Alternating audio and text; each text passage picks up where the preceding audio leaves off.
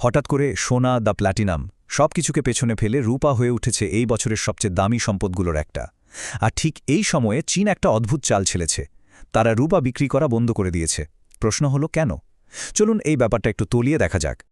কিন্তু ভাবার বিষয় হল রূপার মতো একটা সাধারণ ধাতু হঠাৎ করে ভূরাজনৈতিক খেলার এত বড় একটা ঘুঁটি হয়ে উঠল কি করে? দেখুন, বাজারে এখন যা হচ্ছে সেটা কিন্তু হুট করে ঘটে যাওয়া কিছু নয়। এর পেছনে একটা বিশাল পরিকল্পনা কাজ করছে। আর এই পুরো রহস্যের চাবিটা লুকিয়ে আছে দুটো বাজারের মধ্যে। আচ্ছা, এই পুরো ব্যাপারটা যদি বুঝতে হয় তাহলে আমাদের চোখ রাখতে হবে বিশ্বের সবচেয়ে গুরুত্বপূর্ণ দুটো রূপার বাজারের দিকে, কারণ আসল গল্পটা লুকিয়ে আছে এদের দামের মধ্যেই।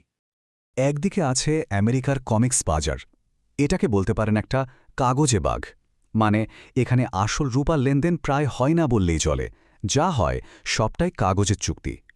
আর ঠিক এর উল্টোটা হলো চীনের সাংহাই বাজার। এটা হলো আসল রূপার ময়দান। এখানে প্রতিটা লেনদেনের মানেই হলো হাতে হাতে আসল ঝকঝকে রূপা পাওয়া। আর মজার ব্যাপার হল, সম্প্রতি এই দুটো বাজারের মধ্যে দামে একটা বিশাল ফারাক দেখা দিয়েছে, প্রায় $6 প্রতি আউন্সে। সাধারণত কি হয়, আরবিট্রেজ ট্রেডাররা এমন সুযোগ পেলে এক মুহূর্তের মধ্যে গ্যাপটা বন্ধ করে দেয়। কিন্তু এবার এই $6 ফারাকটা সরছে না। আর এটা বাজারের জন্য একটা বিরাট বিপদ সংকেত।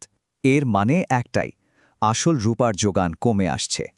তো আমরা একটা সূত্র তো পেলাম। এখন প্রশ্ন হলো, রূপা নিয়ে এত হইচই হচ্ছেটা কেন? একটা দেশ কেন এর পেছনে এত বড় একটা ঝুঁকি নিচ্ছে? একবার ভাবুন, সোলার প্যানেল, ইলেকট্রিক গাড়ি, এআই ডেটা সেন্টার, এমনকি ধরুন অত্যাধুনিক মিলিটারি ইলেকট্রনিক্স। এমন কোনো আধুনিক প্রযুক্তি নেই যেখানে রূপা লাগে না।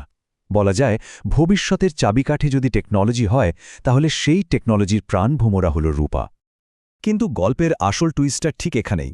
রূপার চাহিদা তো আকাশ ছোঁয়া, কিন্তু এর যোগান বাড়ানোটা প্রায় অসম্ভব একটা ব্যাপার। কারণটা কি? কারণ পৃথিবীতে মোট রূপার প্রায় ৭০ থেকে ৮০% সরাসরি রূপার খনি থেকে তোলা হয় না। এটা পাওয়া যায় অন্য ধাতু, যেমন তামা, সীসা বা দস্তা। এগুলো তোলার সময় বাই প্রোডাক্ট হিসেবে।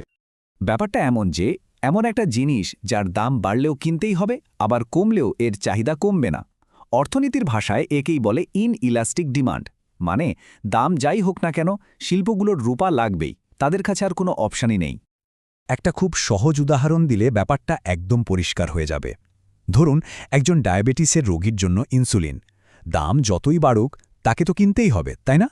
ঠিক সেরকমই আজকের দিনের বড় বড় ইন্ডাস্ট্রিগুলোর জন্য রূপা হলো সেই ইনসুলিনের মতো। দাম কোনো ব্যাপারই না, ফ্যাক্টরি চালু রাখতে হলে এটা তাদের লাগবেই। চীনের এই অদ্ভুত চালের পেছনের আসল কারণটা যদি বুঝতে হয় তাহলে আমাদের একটু ইতিহাসে ঢুকতে হবে।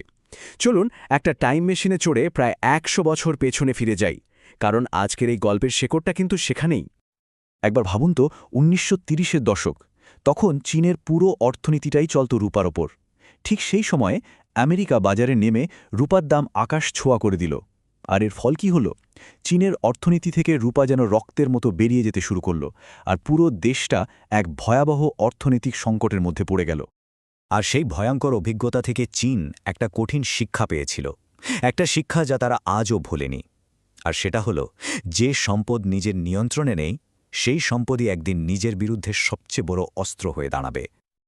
আর আজ প্রায় ১০০ বছর পর চীন সেই পুরনো ভুলের পুনরাবৃত্তি করতে একদমই রাজি নয়, বরং এবার তারা নিজেরাই খেলার নিয়মটা বদলে দিচ্ছে।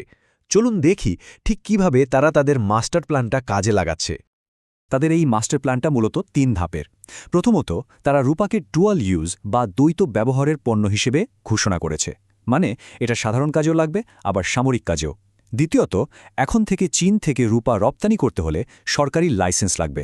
আর সবশেষে এবং সবচেয়ে গুরুত্বপূর্ণ, তারা রূপা পরিশোধন বা রিফাইনিংয়ের পুরো বিশ্ববাজারে নিজেদের একছত্র দখল তৈরি করেছে।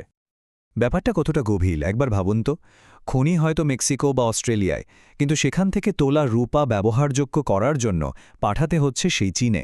এর মানে হল পুরো বিশ্বের সাপ্লাই চেইনের লাগামটা এখন কিন্তু তাদেরই হাতে। কিন্তু এত সব কেন? রূপা নিয়ন্ত্রণ করে চীনের আসল লক্ষ্যটাকে? এখানেই আসলে ভূরাজনীতির আসল খেলাটা শুরু হচ্ছে। এই চালের শেষটা কোথায়, আর এর প্রভাব কতটা সুদূর প্রসারী হতে পারে?